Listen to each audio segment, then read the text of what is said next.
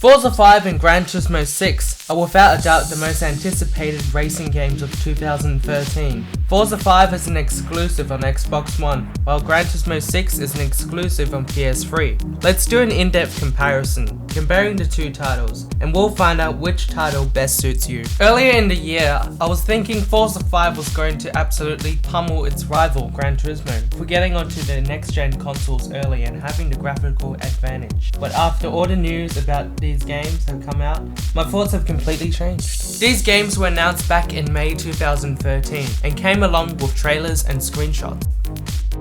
But let's talk about Forza first. The first trailer showed off the capabilities of the new console, as well as the McLaren P1, which is the most exciting car of the year. Things were going well for Forza 5 here, as well as the newly introduced driver task system, which is totally revolutionary to the world of AI. I can honestly say I was mind blown when Dan Greenerelt said that there will be hundreds of cars in the game, and that each one was going to have Forza Vista. I mean, hundreds of cars sounds very ambitious, since the previous game, Forza 4, had around 500 cars without DLC. There's also the Top Gear partnership, which will mean Richard Hammond, James May, and Jeremy Clarkson will all have voiceovers in the game. Back when Concorde retired, it felt like the world had run out of ideas and the money needed to keep making planes faster and faster.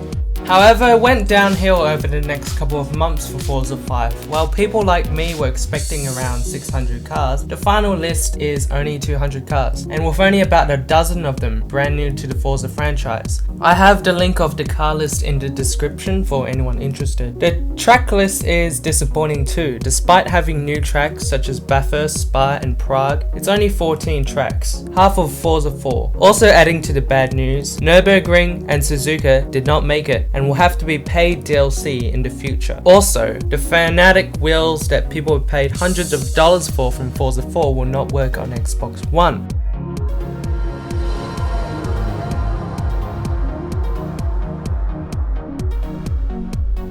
Now let's talk about Gran Turismo 6. The first trailer was underwhelming, but everything afterwards was hugely improved and it certainly made the game look very exciting. Also, the announcement of many new tracks and features, and of course, cars. 2013 is the 15th anniversary of the Gran Turismo games, and to celebrate, 18 companies are designing their own cars for Gran Turismo. The only one that's been revealed as of now is the Mercedes. While many people joke about Gran Turismo 6 being just a Gran Turismo 5.5, there's tons of new content that they have added to the table. 9 new tracks and locations, each with a revolutionary new time change system, which is meant to accurately recreate the night sky. There's a GPS track maker coming soon where you can use your phone's GPS to record your journey and it will make a track in the game. Then of course there's the GPS visualizer, which recreates a replay of a real life lap time. It won't be used much, but is undeniably very cool and shows off the realism in the new physics engine. There are also around 125 new cars added to the car list. The link is in the description if you are interested.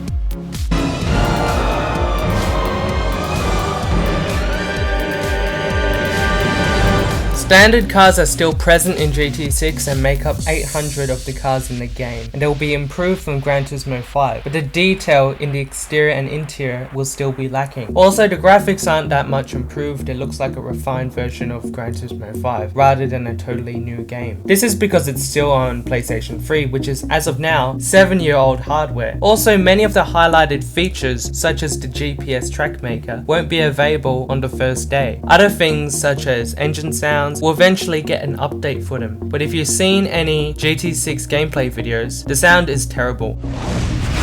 Drive them. Drive them all and take comfort in the knowledge that there are people out there, besides Clarkson, who will never believe you can have enough power. There's no argument that Forza 5 is the prettiest racing game right now, utilizing the brand new hardware in the Xbox One. It is also some of the best sounds and is a lot more user-friendly than Gran Turismo, which is aimed at more serious racing game fans. But the compromises they had to do, such as removing 70% of the car list and halving the track list, are letdowns, as is the lack of weather and time change. But if you want the finest looking 1080p 60 frames a second driving experience, be prepared to shell out a lot of money on a new console, as well as a new racing wheel if you're into wheels. Also, be prepared for many of the cars from Forza 4 to come back as paid DLC in the future. This is a very expensive game and may or may not be worth it if you're looking to get Forza 5. There's a link about the $50 car pass in the description. Also, the actual retail version of the game doesn't look as good as it did at E3. I have another link in the description for that.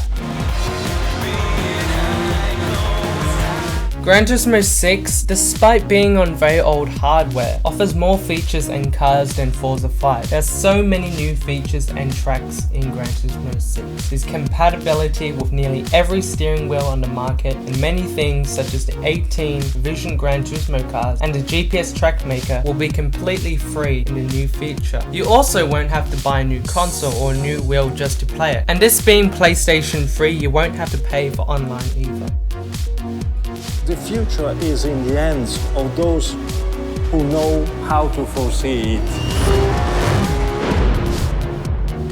All in all, Forza 5 has been very ambitious for trying to make it on Xbox One on the first day, but the compromises they had to make made the game feel rushed, and announcing DLC before the game even releases shows that they're very desperate for money. I feel as though they've deliberately taken out content and want to put it back in the game as paid DLC. I believe they should have Nürburgring and Suzuka and many cars from Forza 4 back into Forza 5 for free. Paid DLC should only be charged for totally new cars and tracks. Recycling old content for money is just evil.